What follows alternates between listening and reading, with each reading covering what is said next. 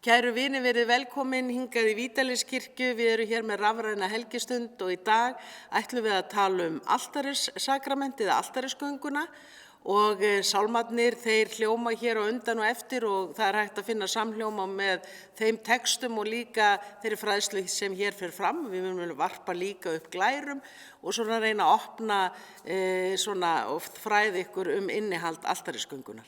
En lambið frá fyrstu tíð tákn Guðssonar. Lambið í rauninni alveg sér Kristi tákn, lambið. Sjá Guðs lamb, sagði Jóhannes skírari þegar hann sá Jesú. Það var nefnilega þannig að lömbunum var slátrað á altari musterisins frammi fyrir Guði. Þar var fólkið hér að friðþægja. Það var að biðja Guð að blessa sig og fyrirgefa syndir eða sundrunguna í lífi sínu. Jesús kom inn í þennan heim og hann valdi að gefa líf sitt. Hann fórnaði sér. Svo fylgir líka lambið tákmyndin góðan hirðin sem tákmynd Jesús á sem gætir og varðveitir. Og svo það þetta líka að við getum öll verið góði hirðirinn í okkar lífi. Síðasta kvöldmáltíðin var á skírdaskvöld. Skírdaskvöld, af hverju þetta nafn? Jú, nafnið dregið af því að Jesús þvoði fætur allra lærisveinanna. Hugsið ykkur það, þessa skítugu kallmannsfætur þvoðan, skírdaskvöld. Og altarið tákn Jesú. Og altarið klætt með dúk, alltaf hvítum dúk sem getur táknað kyrtilinn hans Jesú og líka reifarnar sem voru settar utanum hann þegar hann var settur í jötuna, nýfættur.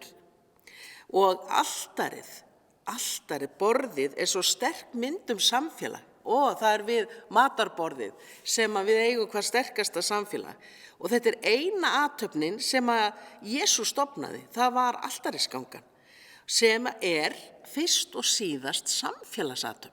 Takk eftir því. Altarið mótstaður Guðs og manns, staðurinn þar sem Guð í nánd.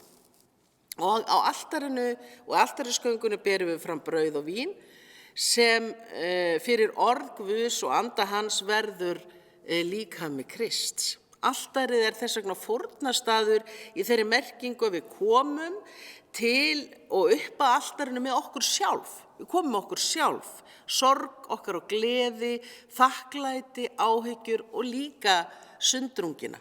Ég nota oft orðið sundrung í staði fyrir synd því að öll lífi við einhvers konar sundrung, það ekkert allt heilt í okkar lífi. En altarið samt fyrst og fremst veisluborð. Og þegar Jesús gekk hér á jörðu, þá fóru fregnir af honum úr veislum sem vöktu mikla hneykslun, svona betri borgara, að hann var að matast með vafasömu fólki, tollheimtum mönnum og vændiskonum, og hann var jafnvel kallaður mathákur og vínsvelgur. En það var auðvitað þannig Jesús vissi, þú veist, hvar náðan til fólks? Það var auðvitað í veislunni, í matarsamfélaginu. Þar var hlustunin. Og svo þekkjum við öll merkingu dúkaðs borðs, eins og það er alltaf dúkur á altarinu. Hvíti dúkurinn, það er hátíð. Og það sem var svo merkilegt að Jesús hann mataðist með þeim sem voru útskúfaðar og voru taldir líka útskúfaðar úr samfélagi Guðs. Og þess vegna er þetta líka svo sterkt táknmynd fyrirgefningu Guðs. Meðan aðrir voru útskúfa, þá var Jesús að segja hér er fyrirgefning Guðs. Og altari táknar meira.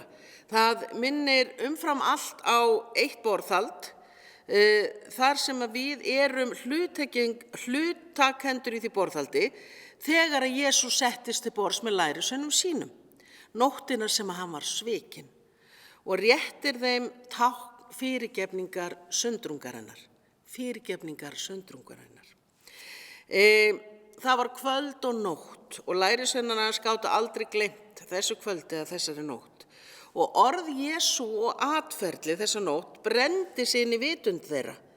Þetta þegar hann tók brauðið og vínið og rétti þeim með orðunum, þetta er líkami minn, þetta er sem fyrir yður er gefin, þetta er blóð mitt, sagði hann. Hann er að gefa sjálfa sig. Þetta er kaleikur hins nýja sáttmála sem fyrir yður er útelt til fyrirgefningar syndana. Gjörið þetta í mína minningu. Auðvitað skilduður þarna ekkert í þessu. Og svo kom þessi nótt, þessi hræðilega nótt eftir síðustu kvöldmáltíðina, ósigurs og smánar og svo föstudagurinn langi, þessi skelfilegi dagur, krossfestingin sem var smánarlegasta aftaka af öllum aftökum, löng og mikil þjáning. Og loks hinir óskiljanlegu atburðir þriðja dags, þegar fréttin barst af upprissu hins krossfesta. Og það var þennan sama dag sem að lærisveinarnir voru allir samankomnir og ræddu síðustu daga. Og þá stóð, segir í Biblíunni, Jesús skyndilega hjá þeim og sagði, friður sé með yður. Þessi máltíð við borðið er upphafið að kristinni guðþjónustu. Þess vegna finnst okkur svo erfitt í COVID að geta ekki boðið fólki til altaris eða gengið sjálf til altaris. Þetta fyrst í stað var auðvitað samfélagið helgihaldið í heimahúsum vegna ofsóknar gagnvart kristunum mönnum. En svo var óhætt að reisa sérstök hús til að koma saman í hús eins og þetta. En jafnvel hér, takk eftir því, er borðið miðdepillinn, borðið og máltíðin sem framreidd er. Og ég veit að þegar þessi kirkja var byggð, þá kom upp svo hugmynd að hafa borðið bara hér og stólana allir hring. Það hefði rauninni verið enn nær hinu upphaflega. Altarið er borð Krists og í máltíðin er hann nálægur okkur. Við hverja altarisgöngu notum við kaleik og hann hefur táknræna merkingu, allt hefur táknræna merkingu í helgihaldinu. Hann getur táknað gröf Krists og svo er diskurinn ofan á kaleiknum sem við köllum patínu fyrir brauðið. Og patínan liggur ofan á kaleiknum sem táknar rauninni steinin fyrir grafarmunnanum. Og kaleikurinn getur líka verið tákn Maríu sem bar drottin í skauti sér og klæðin ofan á kaleiknum táknar klæðin sem lausnarinn eða Kristur var vafinn í þegar hann var tekinn niður að krossinum. Myndin af Maríu með hann vafinn í klæðunum í fangi sínu. Altaristúkurinn táknar líkklæðin og líka reifarnar eins og áður sagði. Þegar við komum saman til guðþjónustar og göngum til altaris, erum við eins og systkin. Það er einhvern veginn táknar við göngum sem systkin og erum að koma eins og í mat til foreldra okkar. Og það sem allir hafa sama rétt við borðið. Það er svo falleg hugsun. Við erum ekki að kenna hvort öðru, heldur erum við að mætast í kærleikanum og samstöðinni. Þannig að það, maður krýpur saman við hliðin á systur sínum og bróður og við tilheyrum hvort öðru við borðið. Við tilheyrum hvort öðru. Svo eitthvað ótrúlega fallegt. Í okkar kirkju, hinni lúthersku, eigum við 2 sakramenti. Það er skírnin sem ég talaði um daginn og altarissakramentið. En hvað þýðir sakramenti? Það þýðir leyndardómur. Það þýðir leyndardómur. En í hverju felst leyndardómurinn? Hann felst nefnilega í henni guðlegu nálægð sem við getum í rauninni bara skilgreint með litlu leyti og kannski getum við bara, nota bara táknmyndir. Þetta eru gjafir, þetta eru gjafirnar og þar sem að Jesú bauð að ganga saman til altaris og þiggja skírn. Þakka ykkur fyrir samleiðin í dag og Guð blessi ykkur í dag og alla daga.